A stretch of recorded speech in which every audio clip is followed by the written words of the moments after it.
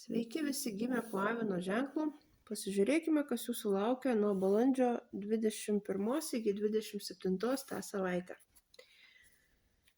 Savaitės perspektyvos, ko vengti.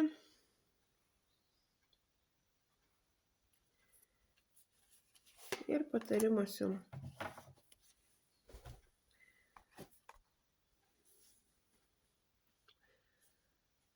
Šią savaitę avinams labai paaštrės intuicija.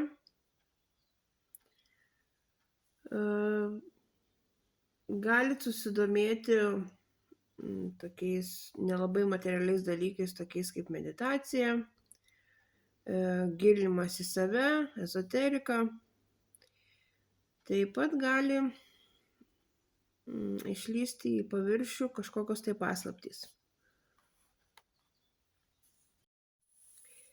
Šiuo laikotarpiu, darydami kažkokį tai pasirinkimą, labai gerai viską apgalvokit ir viską įsiaiškinkit, nes gali būti užslėptų dalykų, kurių jūs iš pirmo žvilgsnio ir nematot.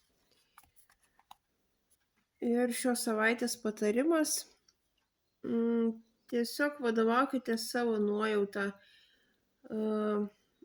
labiau rūpinkitės tiek savim, tiek aplink jūs esančiais žmonėmis, būkite jautresni, jausmingesni.